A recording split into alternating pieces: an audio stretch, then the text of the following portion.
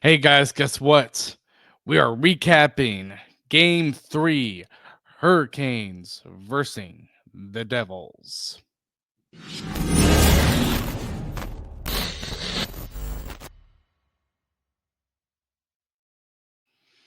Hi guys, it's just me, Sam Wallace, for this episode. Sam Driscoll is away, like he said the previous episode.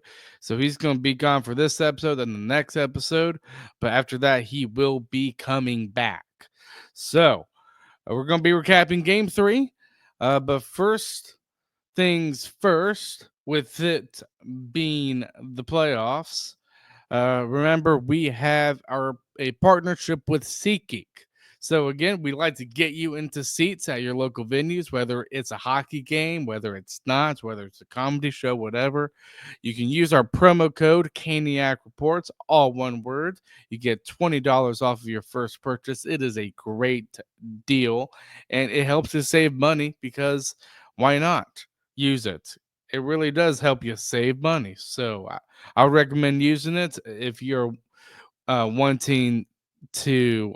Ob- obviously, if you haven't used it before, and second, if you're wanting to reduce as much cost as you can. So another thing too is we have a link for donations. So if you feel like you want to donate, there is a link to that in both our YouTube descriptions and wherever you get your podcasts, whether that's Apple or Spotify. And remember, hit like and subscribe if you are watching us on YouTube. And also remember, hit that subscribe button and also ring that notification bell so you never miss another episode.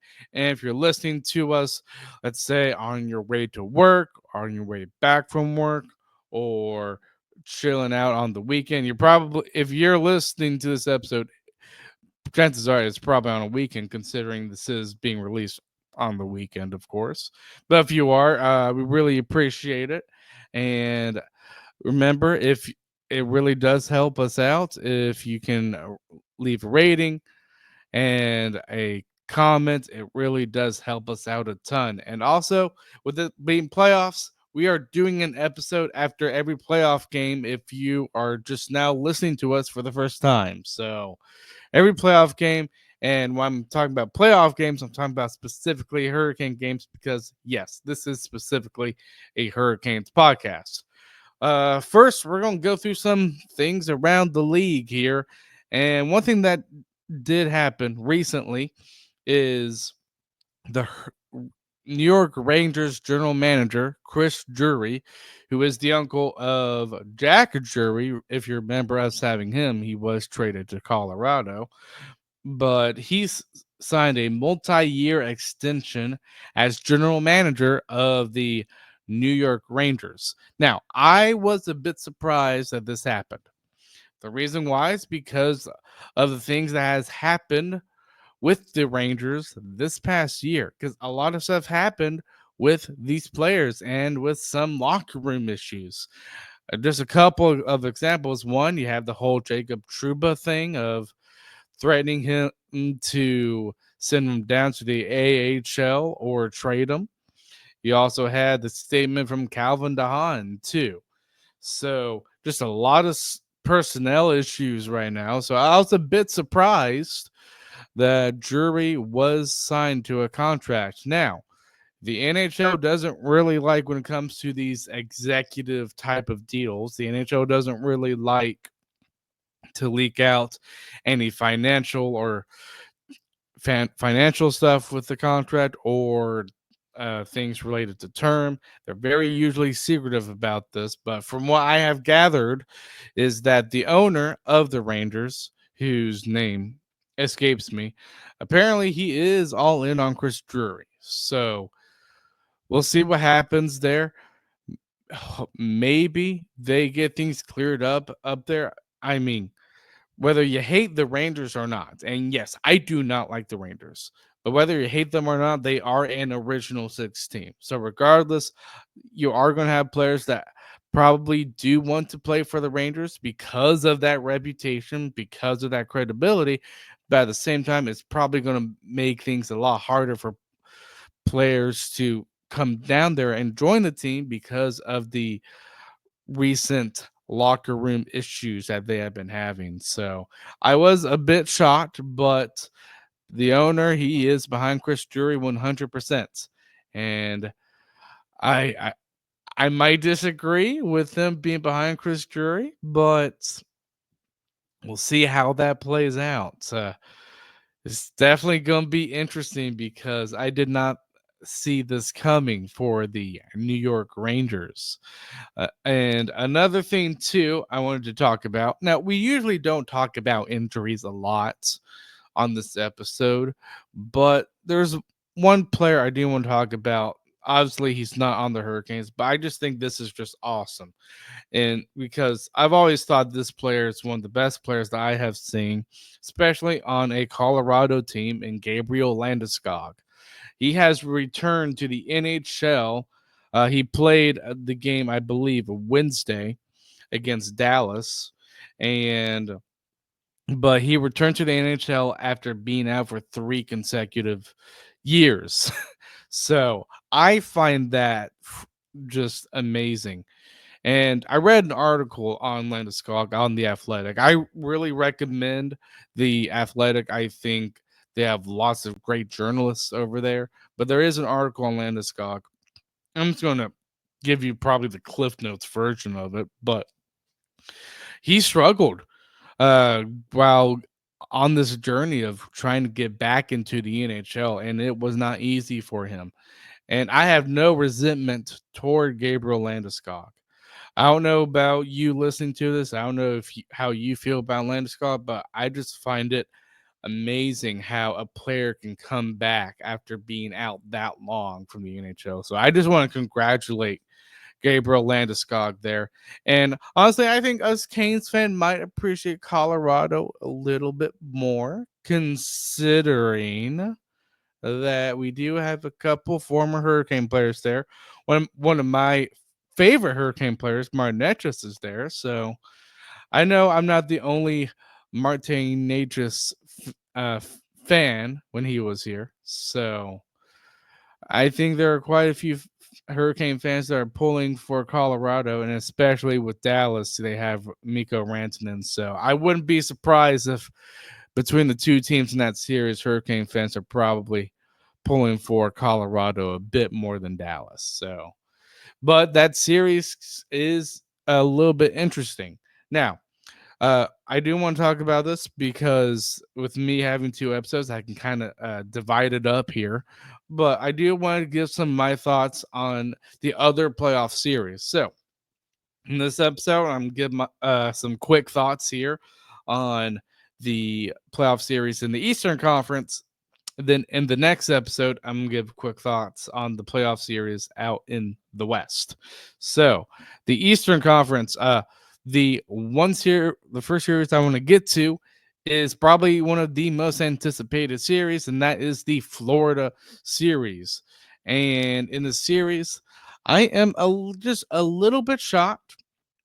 I really am in the fact that Florida is up 2 games over Tampa. So, again, 2 games have played so far. Florida has won both of them. And boy, Florida, they are looking very, very good against Tampa. We'll see how that series goes.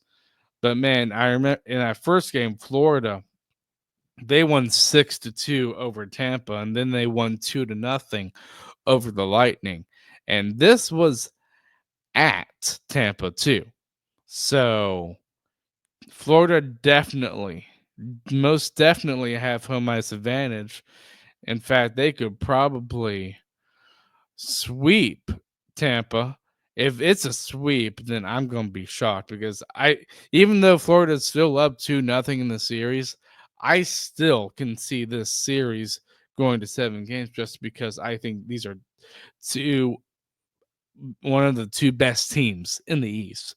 So even though Florida does up 2-0, I still honestly I'd want to see the series go to 7 games because one, I think that would benefit the Hurricanes, but also it just be pure fun hockey to watch to see this go to 7 games. So I hope honestly there is no sweep, especially as a Hurricanes fan, but I just I do think. Listen, I know Tampa hasn't been playing good, but I think there is more to give with Tampa, and they'll eventually make it to 7 games. So, the other series is another anticipated series, and it seems like to me that Toronto is going to win the first round of this year's playoffs against Ottawa, because right now, currently, Toronto is up 3-0 over Ottawa. The first game they won 6-2, second game 3-2 in overtime, and third game 3-2 in overtime at Ottawa. So yeah, I do expect Toronto to win the series. I can't see Ottawa winning the series at all. I really can't. Now here's the thing. I'm pulling for Ottawa. I honestly am, but we'll see how this goes. I mean, the first game was a bit of a blowout for Toronto. Allmark wasn't really that good, but the last 2 games, I mean, Ottawa has been skating with Toronto and has been at the same compete level as Toronto, I would argue. So we'll see how that series go. Do I expect a sweep? Maybe, maybe not. But do I think Toronto wins the series? Oh, absolutely. Because rarely do you ever see a team down 3-0 win a series. And the next series is the Washington Montreal series. Washington is up 2-0 in the series. Currently, they are winning 1-0 at Montreal. We'll see how that goes. But I would argue Montreal has sort of been giving Washington some headaches, because if you look at these 2 wins Washington has gotten, they have won them. Uh, it's been very close to games for Washington, I would argue. In the fact that they won in overtime in the very first game, Washington did, and then they won 3-1 against Montreal. So again, these are pretty close games. So it's going to be interesting. I do expect a Washington Carolina series in the second round. It's going to be an interesting series for sure, but we'll see how the Montreal series goes. So that's a little bit of some quick thoughts there. And now we're going to get to the Hurricanes and sort of some Devils news, just because we are versing the Devils. But the one thing I want to talk about, because this came about today, is the whole Alexander Nikishkin drama. Boy, so if you have not heard about the drama, I'll give you a bit of a rundown. But apparently, Nikishin's former Russian rep, I believe it's his former, maybe it's his current, regardless, his uh, rep over in Russia said some things about uh, it being ridiculous that there has not been a contract finalized with Nikishin. And it's true, there has not been a contract finalized with Nikishin from the Hurricanes. I thought there was. So that's a mistake on my part, and I'm not the only one in this. A lot of people thought that there was a contract in place already. There is not a contract in place, but that's what Nikishin's Russian's agent is complaining about, being like, why is this contract not finalized? If I was him, again, I'm like paraphrasing what he said here. I'm not saying the exact words, but he's like, Nikishin's either going to come back to the KHL or get traded. So those were his words, and that got us a lot nervous, and it got me a lot nervous too when that came out. And honestly, I was like, if I was Carolina, listen, this is a potential franchise defenseman. Like, he can be that good. Those don't come around a lot.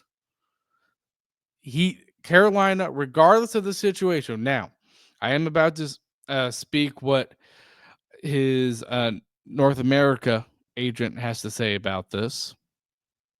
And his agent, and I quote because I have it up right here, we have been working with Carolina on Alexander's status. Our Russian partners are simply excited to see Alexander play for the Hurricanes, and so are we.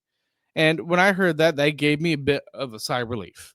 Now, regardless of the situation with what his North America agent and Ryan Barnes, that's his name, has said to the his Russian agent, regardless of the situation, I do think it is in the Hurricanes' best interest to sign this guy as soon as possible. Do not drag your feet, Carolina. Please don't. And when I'm talking about Carolina, I'm specifically talking about Tom Dundon. And listen, Tom Dundon, he has certainly turned this team around. I remember when he bought this team was considered a team of possibly relocating. Now they are Carolina is a much better team that has 7 consecutive years of making the playoffs. He has done amazing. But one thing I would probably criticize Dundon about is that he can micromanage a little bit too much. And I'm not saying that this is him micromanaging, but you don't get a defenseman like Nikishin just coming to your doorstep. And he's actually practicing with the Hurricanes. You need to get him signed now. You just really do.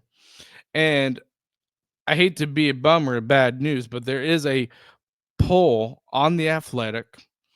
It's still up. You can search it if you want to, of players' agents of what they think of organizations. One of the questions was what was one of the most difficult teams to talk to with their players. Carolina was tied for second worst. That's not good. It really isn't. And part of the complaint is because a lot of agents think that Tom Dundon micromanages way too much. And I do think there are some things that he definitely got wrong. Let's look at the Jake Gensel situation. He definitely got that wrong. He cannot mess this Nikishin thing up.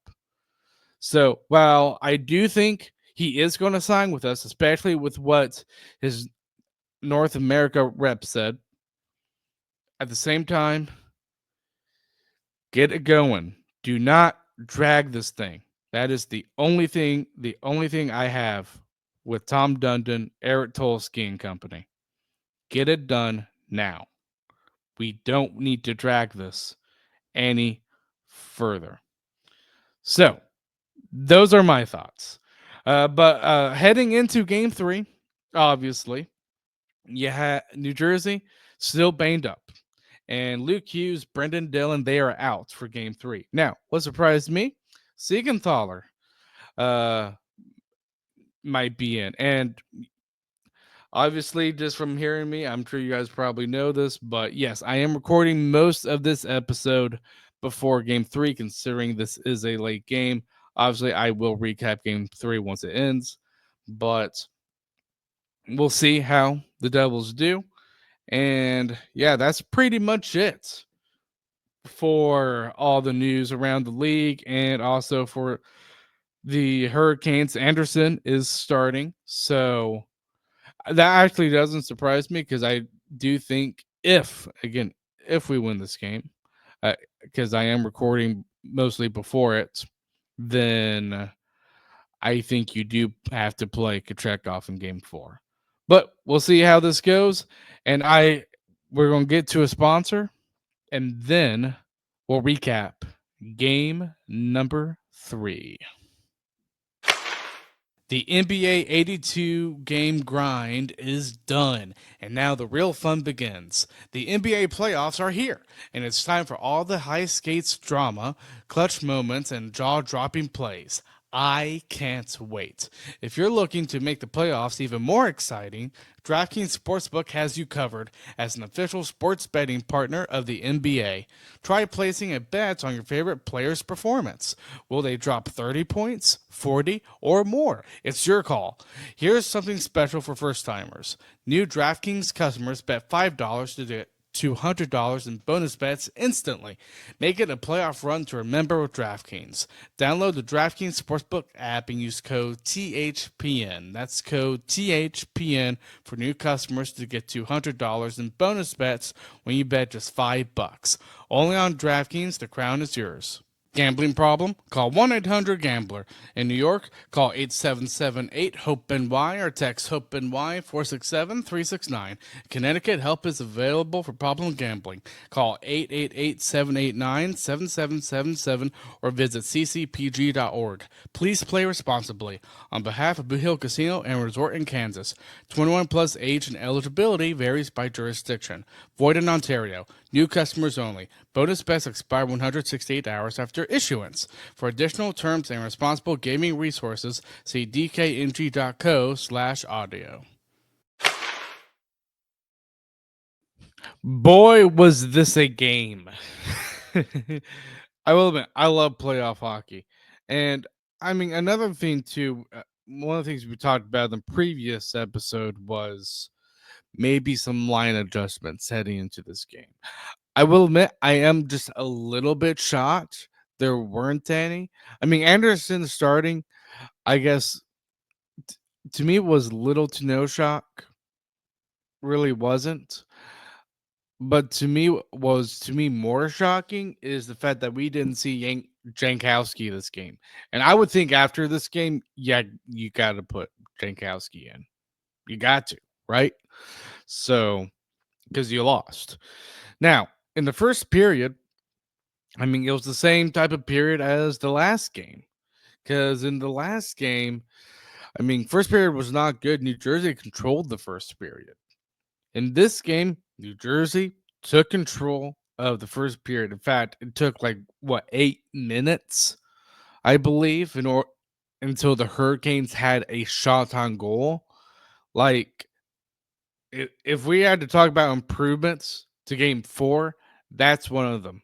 Stop having bad first periods. Now, second period, granted, I thought the second period was a little bit better. And I think and obviously with Hishe scoring in the first period, that's part of why New Jersey was swarming the Hurricanes. Hurricanes were not good in the first period, but second period, it was a little bit better. Now, I will say this: while it was a lot better, I still think Carolina didn't get the biggest of chances like they did in, I would say, probably both the home games. And honestly, if we would have won this game, one thing I will compliment the Hurricanes, and it would have been a big part if we had won this game. The penalty kill was freakishly amazing. This game, just my gosh, masterclass, amazing. In fact, Carolina won special teams this game. They did, but they still lost. And a huge part of that, I would say, is probably the collapse in the overtime, which we'll get to. But third period, to me, is when they actually, I thought, upped it up a notch from the second period. Because even though the second period was good, you still wanted more. Like, that's part of the reason why I tweeted on X why I'm a little bit disappointed in the Aho line. Now, the Aho line hasn't been bad per se, but you expect more. And I do give them credit. I think we did see that in the third period. The only thing at the same time, though, is when you play at that fantastic performance like you did only in the third period amongst the 5 periods that you played in this game, it's kind of tough to win. It just kind of is. But in the third period, it really was good. Now, granted, New Jersey came out swarming. You had Dawson Mercer scoring, making it 2-0. I don't blame Anderson on the first 2 goals. The third goal, maybe, but man, Anderson is what kept you in this game, though. He really is. And on that Dawson Mercer goal too, like Bratz, I'm telling you, he just waltzed Slavin. And he took the puck away from Slavin too. So I was like, ugh, that was a big ouch from Slavin there, and this is coming from a guy who loves Slavin. Slavin's pretty much probably my favorite player all time for the Hurricanes, but that was an ouch moment for Slavin. And then came the two power play goals for Carolina. So while it's good, great even that we scored two power play goals, you could also say at the same time, well, we didn't score any 5-on-5 goals this game. So there is a bit of a caveat there. So I mean, regardless, you did get goals, so that's the most important thing. So you have Jarvis scoring from Aho and Ghost. That was on a great transition play into the offensive zone as Aho passes the puck to Jarvis, who kind of catches Markstrom drifting toward the right of the goalpost. He scores. And then on another power play, and before this power play, it was just a dominant shift from the KK line as that KK line just exhausted the New Jersey line out, and Brett Pesci was on the ice for that. And when he was exhausted, he dogpawed it. For those who don't know about dogpawed, it's the delay of game penalty, and we got on the power play. Svetch tries to shoot the puck on Markstrom. Markstrom does cover it, but gets loose, and Svetch was able to get that loose puck, pass it to Aho, sees a gaping net, and he scores. So, again, I'm happy to see the Aho, the Jarvises scored because they needed to score. Now, after that, I thought Carolina, they continued to be very good toward the end of the third period. I'm like, okay, so we got it to overtime. Maybe we will win this in overtime. Completely different game from the third period because it was all New Jersey in the first overtime. And the reason why New Jersey didn't score was because of Frederick Anderson. Gosh, he was making saves left and right. I mean, he was playing amazing. Now, I know there are probably questions of maybe playing Anderson in game 4. Uh, eh, I honestly, at this point, do you play Anderson in game 4? Because I don't know. It's a tough choice. Do you because it feels like you have to play Anderson now. I think at this point, if we had won this game, you play Kochetkov in game 4. But I think to me, it's just we know Anderson. Listen. Anderson's been playing great, but at any point, I mean, he's just not durable. So you can't throw him out there every freaking game, or else he's going to wore out and collapse. But he has played very good. So, do you play Anderson in game 4, hoping you win that game and then play Kochetkov in game 5? Or do you play Kochetkov in game 4 and give Anderson the rest and then play Anderson in game 5? Because the thing is, if you play Kochetkov in game 4, you're probably giving, and I'm not trying to criticize Kochetkov here, but he hasn't played good. Really hasn't heading into the playoffs.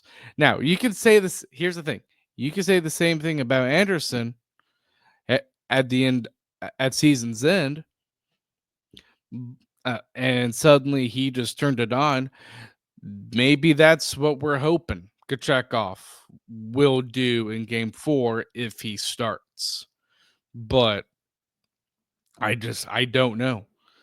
I just feel like with this loss, it makes you wonder, do you, do you play Kochetkov in game 4 or not? Because if you do, and if we see the Kochetkov that we saw the weeks heading to the end of the season, yeah, you're going to lose that game. And it's going to be tied 2-2. even though I did expect the Canes to win this game in 6 games. But regardless, it's very dicey right now, I would say, when it comes to the goaltending choice for game 4. That's why and honestly, looking back on the previous episode, if you guys listened to it, that's why I kind of wanted Kochetkov to play game 3 because you're kind of getting it out of the way with. So, ugh, it, it's going to be a tough choice to uh pick on game 4 between Kochetkov and Anderson. Very tough choice. So obviously, I mean, third period was amazing. Then you collapse in the both overtimes. First period wasn't good. The second overtime, I mean, there was no improvement at all from the first overtime, which made me a little bit mad. I was like, okay, Canes, what are you guys doing here? Like, you build up all this momentum in the third period just for it to collapse in the overtime. And well, I think that was a savable goal, the Nemec goal. I mean, Anderson could have stopped that. Yes, I think he could have stopped that. But Jack Roslovic, Shane Gostisbehere, what are you guys doing? You just let him walk you. And honestly, I think because of this, and I know this might sound harsh, but it's playoffs. But I think because of that, I think you scratch Roslovic. Then you put Jankowski in for game 4. So we'll see how that goes. I think it's more than I mean, we better see Jankowski in game 4 because honestly, if we don't see some sort of lineup change now that we've lost, then yeah, I'm gonna. If we do lose game 4, I'm blaming part of that on Brindamore. I just am. Sometimes I'm blunt and I'm willing to be blunt. So frustrating game, just a sucker punch of a loss though, because I mean, in reality, in overtime, anything can change. Even with New Jersey dominating, the nature of hockey is anything can change. So while New Jersey can dominate, sometimes in hockey, you can have one good shift and you score on it. You just never know. And granted, at New Jersey, they played to win. They really did. Obviously, second and third period, they probably didn't like, but they fought more. And granted to them. And honestly, I mean, if I was New Jersey, I'd be like, I gotta give it everything I got too, because I'm down 2-0 in the series. So granted to New Jersey, they played tough. They really did. It's just frustrating because on paper, this Canes team is a lot better than I would say what the scores have been this series, especially if you look at the injuries. Like New Jersey, like Kovacevic for New Jersey, he went out in this game. So New Jersey's count was down to 5 defensemen, and the Hurricanes still lost. So I don't want to freak out over the Hurricanes losing this game, but at the same time, you look at all these injuries for New Jersey, it just makes you wonder if there's a blown opportunity there. So we'll see how game 4 goes. I think if the Hurricanes win it, then I think they win the series. If they don't, then I think that certainty of them winning the series goes probably down a level to where, well, they might win a series. They might. Because it's honestly 50-50 if New Jersey wins the next game. So definitely going to be interesting. I'm not even going to do 3 stars. I know we did them for the last 2 games, but that was when the Hurricanes won. So, but I mean, I kind of already list. I mean, I guess my improvements for game 4 played a little bit better defensively because I thought defensively Canes played a little bit loose. Second, you have to have more of a killer instinct offensively because other than the third period, Canes didn't really have a lot of like those good, very, very good high danger chances. And what's interesting is New Jersey beat Carolina in the shot department. They did. You can definitely tell they wanted it more than Carolina did. I just can't believe why I saw in both overtimes. Really can't believe it. So, those are my two improvements. We will recap game 4 Sunday. So, you guys will probably, since it's a 3 p.m. game, you guys will probably get an episode that night. So, we will see you guys then.